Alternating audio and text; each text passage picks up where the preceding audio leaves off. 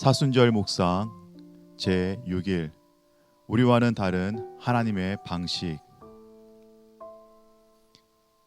여호와께서 이르시되 내가 내 모든 선한 것을 내 앞으로 지나가게 하고 여호와 이름을 내 앞에 선포하리라.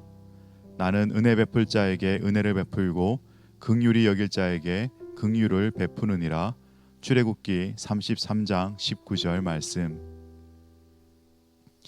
출애굽기 33장은 하나님과 모세 사이에 있었던 어색하고 복잡한 협상에 대한 말씀입니다.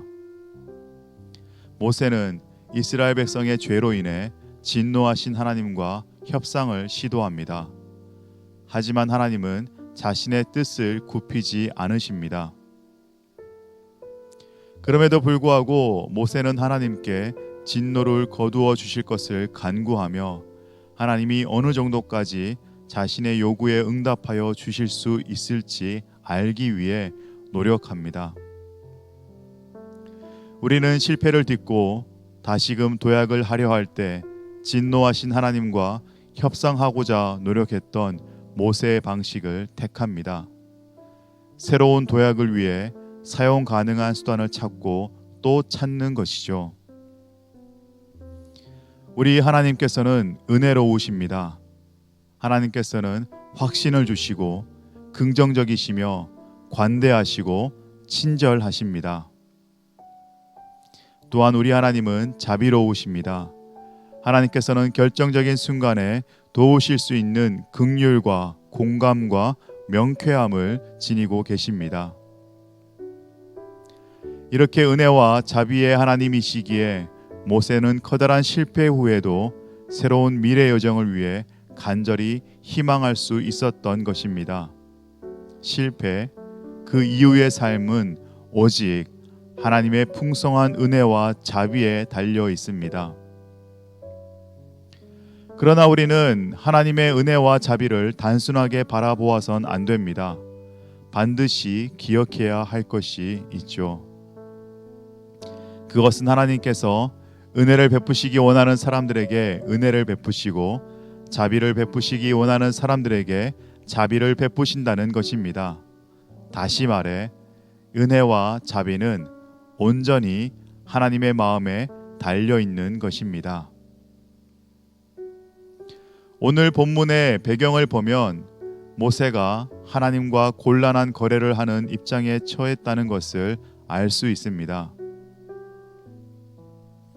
그러나 모세는 그들의 미래가 참되신 하나님께만 달려 있고 하나님은 그저 행운을 가져다 주는 마법사나 마냥 친절하고 마음씨 좋은 아저씨가 아님을 분별할 수 있는 자였습니다. 여러분, 우리의 미래는 하나님의 인도하심에 달려 있습니다. 때문에 하나님의 뜻과 방식에 어긋나게 우리의 미래가 결정될 수는 없는 것입니다. 이스라엘은 스스로가 매력적으로 여기던 모든 우상들을 포기해야 했습니다. 마찬가지로 우리도 내가 선호하는 모든 종교적 확신과 이념과 성향을 버려야만 합니다. 다시 말하지만 하나님께서는 하나님의 방식과 어긋나는 나의 방식은 그 어떤 것도 인정하지 않으셨음을 기억하고 또 기억하십시오. 모세는 믿음의 사람들이 배운 하나님의 방식을 배웠습니다. 그 방식을 정리하면 다음과 같습니다.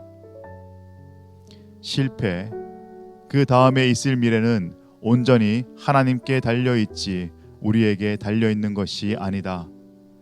하나님의 길은 풍성한 은혜와 자비의 길이다. 풍성한 은혜와 자비의 길은 하나님의 방식에 따를 때 주어지지 내 삶의 방식에 따를 때 주어지지 않는다. 지금 나는 누구의 방식으로 살아가고 있습니까? 하나님을 믿고 하나님을 알며 하나님을 위해 산다고 말하는 사람들은 마땅히 스스로를 분별하고 점검해 보아야 합니다. 믿음의 사람들은 스스로의 방식으로 살아가지 않습니다. 오늘 우리는 모세처럼 나의 방식이 아닌 하나님의 방식으로 계획된 미래의 여정을 걸어갈 것을 결단해야 합니다. 때로는 화를 내시기도 하시는 하나님, 우리에게 우리 자신의 방식이 아닌 하나님의 방식에 따른 은혜와 자비로 가득한 미래를 허락하소서. 하나님께서 우리와 함께 미래로 동행하심을 알고 감사와 찬양으로 응답하게 하소서. 아멘.